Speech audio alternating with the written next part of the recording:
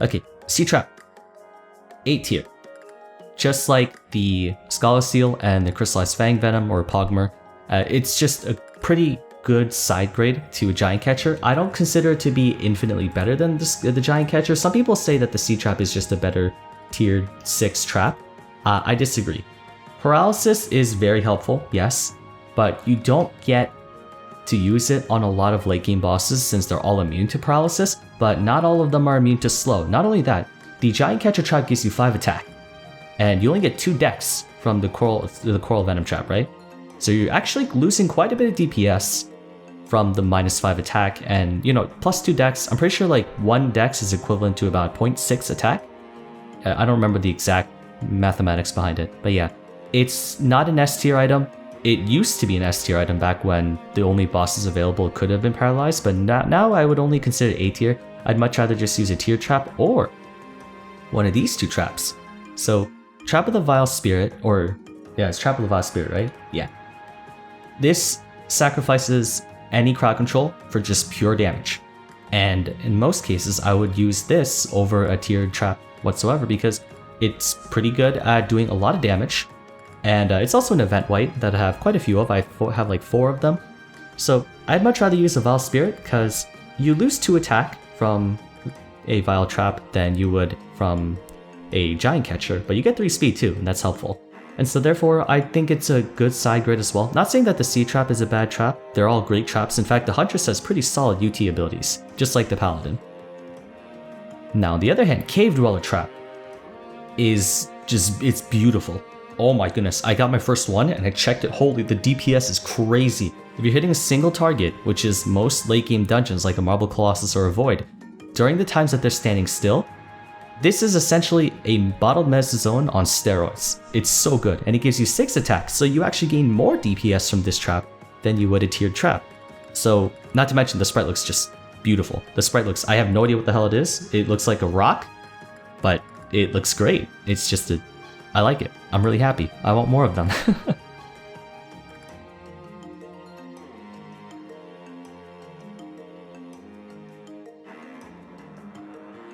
Orb of Sweet Demise, you know what? I'll actually put it in B tier. I've never liked Mystics. They were just not for me, right? But the Orb of Sweet Demise, I think, is a pretty solid, low-tiered UT. Main reason being is because it allows you to slow. And I don't think there's any other orb in the game, besides the Orb of Aether, that allows you to slow enemies. And in a lot of cases, being able to slow enemies is very helpful, especially in higher level dungeons. So if you don't have an Orb of Aether, but you want to have a Mystic that can slow, you can land this Orb of Sweet Demise. It's not that bad. It's pretty good, actually. I think it's a lot more costly. Yeah, it's the same cost as a T6 Orb, but for what its properties are, I would definitely consider myself using it as a viable item despite being a very weak, quote-unquote, weak UT. Orb of Aether I put A tier because it provides you a different alternative playstyle for your Mystic, and it's also one of my favorite, if not my favorite orb sprite in the game. It creates a trap that slows and paralyzes enemies nearby, so it's like having a Sea Trap and a Giant Catcher trap at the same time. Unfortunately, you can't spam it as much, but I would much rather like to use an Orb of Aether over a T6 or pretty much any other orb. So therefore, I'll put it there. Conflict.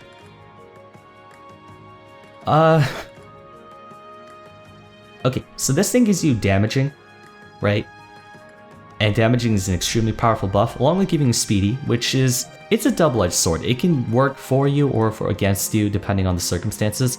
But I don't actually put it that high up because damaging is so plentiful of a buff with how many paladins are running around, especially in higher level dungeons and organized raids where there's like at least 10. That conflict is just not as necessary as it is, because if the damaging buff was, let's say, I don't know, like I would actually say switch the damaging buff to armor break. Why not? Like I feel like that'd be pretty cool for a Mystic to have armor break, although that might be a little too broken. But yeah, I just don't think damaging is really that spectacular because there's so many damaging buffs going around anyway that you don't really need to have one. Because Paladins, all 3 of these seals, or no, not the Scholar Seal, but the Marble Seal and the Oreo, even if the Oreo has selfish effects and the Marble Seal gives you just armored, each of them still give the party damaging, which is why you're never running short on damage. You'll almost always have it. So I don't put it that high. It is a cool sprite, but I like the Orb of Aether a lot more. Prisms. Okay, so this might piss off a lot of people. I don't have the most clear opinion on prisms given that I don't really play Trickster, but I'll try my best to give them ratings that would not start a riot, I guess. Okay, so Echo's Prism. If I were to ever get one, actually no, I have them. Echo's Prism. I give it S tier.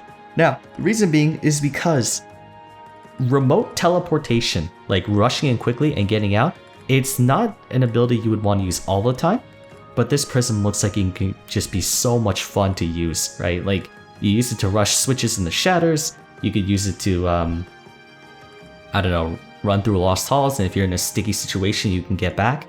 It's just, I feel like the possibilities of this prism are endless. It has a great sprite to it, and if I ever do play Trickster, I would love to have fun with this. It's not, of course, a replacement to a tiered prism. You would still want to use a regular decoy prism or like a ghostly prism, right?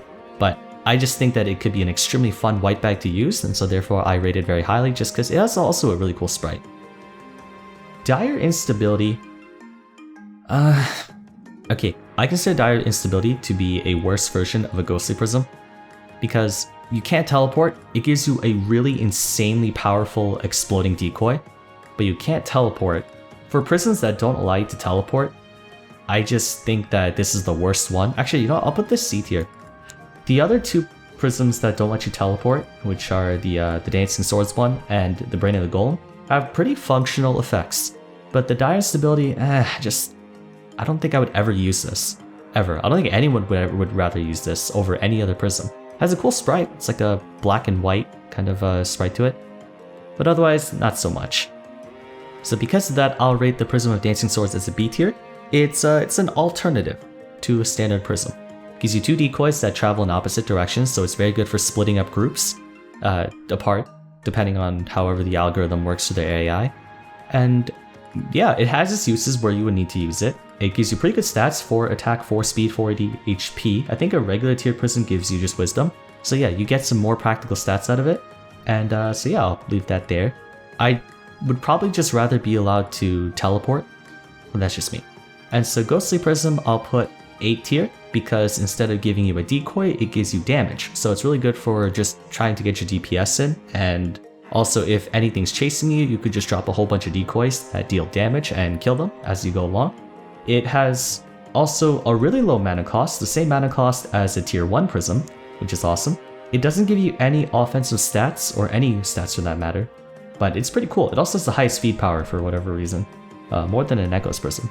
Yeah, this would be my main prism to use. I would use Ghostly Prism and Echo's Prism for rushing, and if I'm ever doing support Trickster, like for Lost Halls, I would just use a Brain. Nidaria Rod, I did say that this ability needs to get buffed, but unlike the D tier items, Nidaria Rod actually does have a purpose. You know what? No, I'll put it at B tier. I think I misjudged Nidaria Rod a little bit too much. It isn't that much worse than a regular tiered scepter. And there are actually more situations where you would want to use a Nidaria Rod over other scepters, and so therefore I'll put it at B tier because it's a side grade. You'll notice that a lot of the side grade white bags, or rather the side grade abilities, are in B tier because they're not better, but they're not worse than tier 6 weapons either, or abilities, excuse me. Honey Scepter, D. It's why doesn't this slow? I know that the reason why they don't let you slow is because it would kind of defeat the purpose of a fulmination. But still, come on, like, this is pathetic. At least the orb has a practical use to it, but this, like, I would never use a Honey Scepter, ever. I know there's a Honey Scepter Supreme, but that's a gimmick item that's technically a mistake item, so I'm not gonna put that in this list. Scepter of Devastation, S tier. It gives Sorcerer much needed DPS in certain situations, and I love it. That's nothing much else to say. It's really good. It gives you 4 attack, which is, I think it's the only scepter that gives you that much attack. And it still gives you a little bit of wisdom, which you would also get from like a Fulmi. You lose a little bit of HP and vitality, but neither of those are too detrimental, and it's just really good. I love it.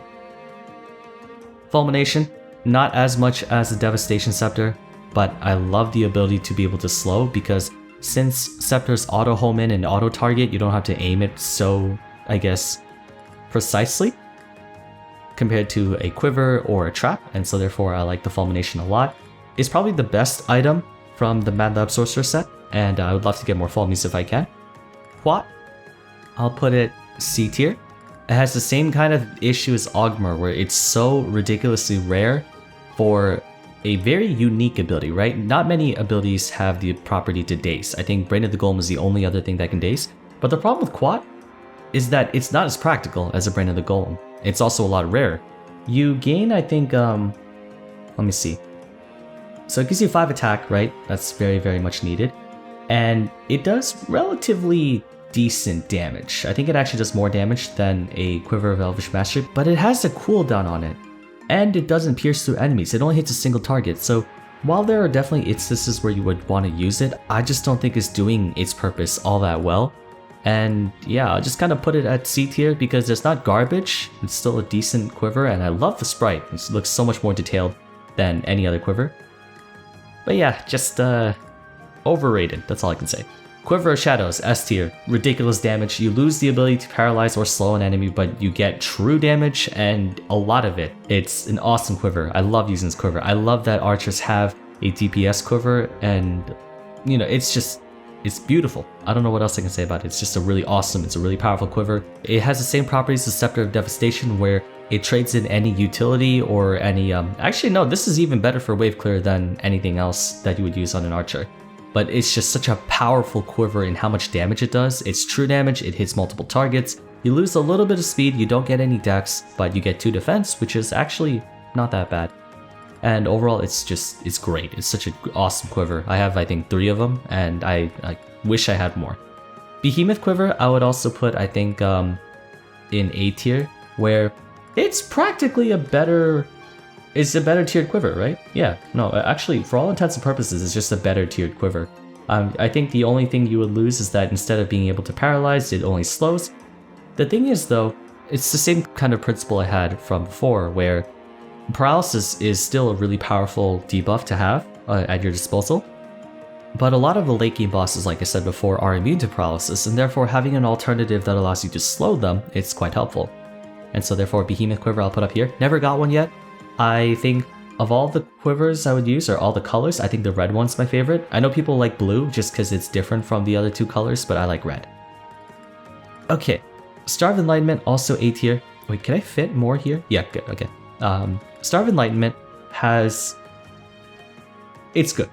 It's very good. A lot of ninja mains would love it, and I've had one of my good friends, Woods, he's a ninja main. I think he's a ninja one trick actually, and he loves Star of Enlightenment. You slow yourself, you give yourself Berserk, but unlike Cloak of Bloody Surprises, the Star of Enlightenment is pretty solid.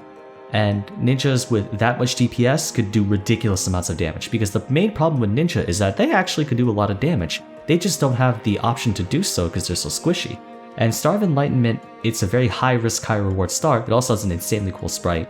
I love all the sprites for ninja stars, actually. I'll put it at A tier. Kageboshi, I'll put down in C tier.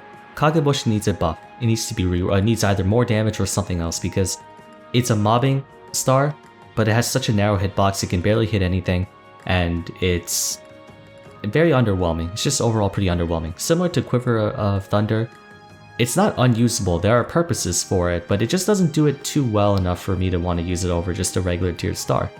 Midnight Star, on the other hand, I'll put at B tier because it gives you paralysis on a ninja, which can be very helpful. That's a purely utility star, and it's awesome because ninjas could probably use it. It loses the same amount of damage, roughly, as Kageboshi in exchange for that ability, but I think paralysis is certainly very helpful, especially if there's no one in your party that has paralysis, and once again, really cool looking sprite. Same with Kageboshi though, it does look really nice.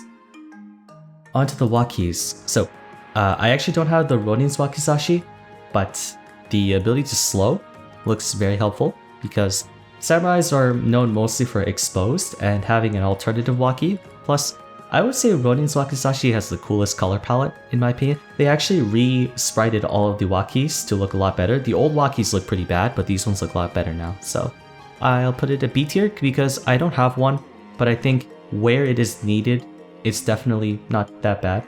I think you lose quite a bit of damage though, but not bad given the fact that samurais could actually use a little bit of crowd control. Just making sure I don't mix these up because these look very similar. Okay, so this is the Fractured Gemstone wakizashi. This one I just got, and I can't form a proper opinion on it, but from what I've heard from other players, that this is a really cool waki. I kind of get what it does. It summons this little thingy that orbits you and does a lot of damage. If you're, let's say, rushing through an area, or if you're near a boss that you could sit on, you could probably do ridiculous damage with this waki, and it gives you 5 defense, so it can augment samurai's already above average defense.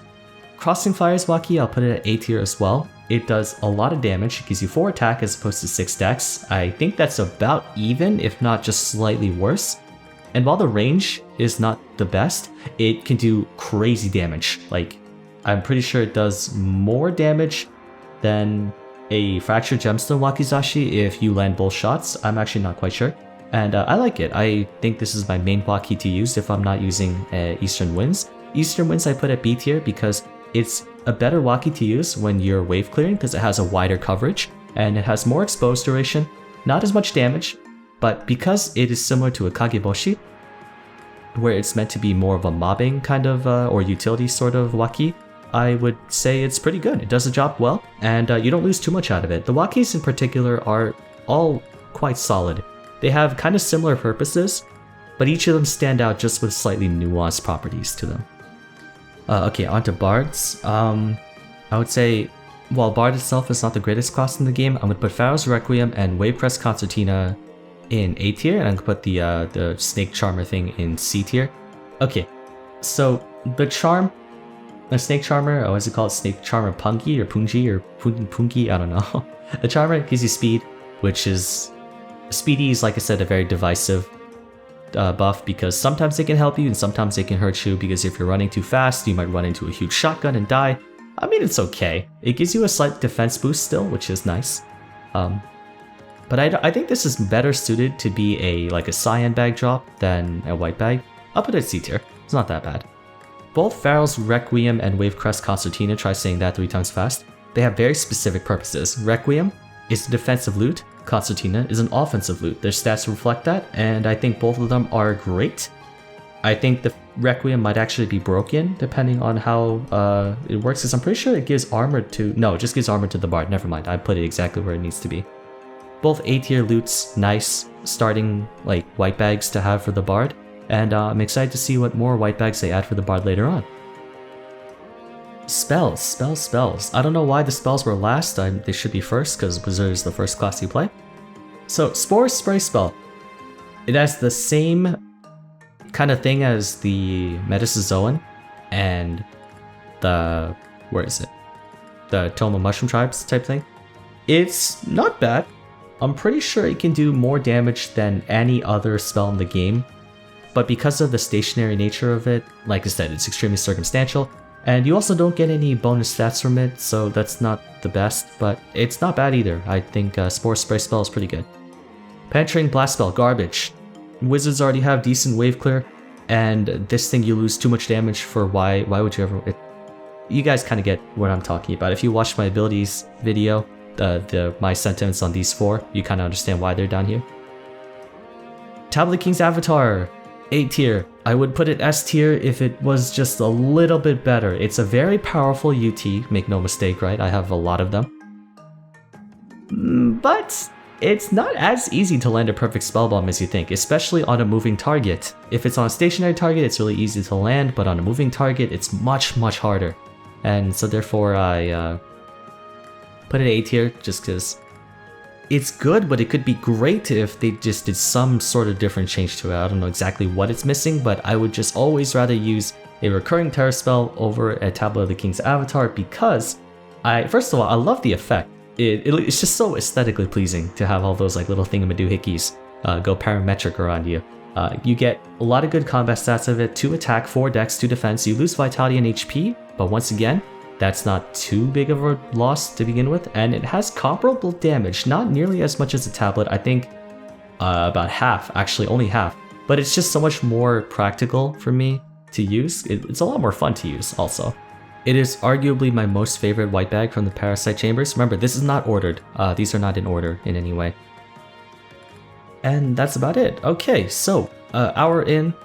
Again, I'm really sorry if I rambled a lot. I'm sure I repeated myself over and over again, but quite a few of these abilities are the same, just in different forms, right? Like the Mushroom Tribe, the Metazoan, the Cranium, the Spores Spray Spell. They all plant stationary things that do repeated amounts of whatever, like the Cave Dweller Trap and stuff like that. So that's kind of the main thing about abilities, is that a lot of them are just kind of copies of each other, just fitted towards a specific class. But I think I did a better job rating these abilities in terms of my own opinion, plus a little bit of objective facts thrown into it compared to the Dungeons one, so I hope you guys enjoyed watching. And let me know in the comment section below how you would rate this. I don't know exactly if I have links enabled. Well, I can check, but post a screenshot in the comments on how you would rate your tier list, or if you're in my Discord server, link in the description below, you can post your tier list in the Realm screenshots. I'd love to see your thoughts on them. Please be sure to leave a like if you found it entertaining, and I guess any other comments if you have any feedback on ways I can improve these videos, because I'm still trying to get better at making tier list videos. But they're pretty fun, actually. I can see why people enjoy making them. It's actually fun to sort of see how you would rank the value and how much, like, your own personal preferences on these items. Yeah, I'm gonna be doing one for the weapons and the armors and the rings, and I think because abilities have the largest selection, since, you know, there's individual abilities for individual classes, the rings, the armors, and the weapons will be a lot smaller, which is good. I kind of started with the hardest one first, but it's fun. It's cool. The abilities are sort of the main source of variety that you have in the game, and I think they could do a lot more with them, but so far the ones that they have, can't complain. Anyways, thank you guys all so much for watching, and I hope to see you again soon in the next video. Take care.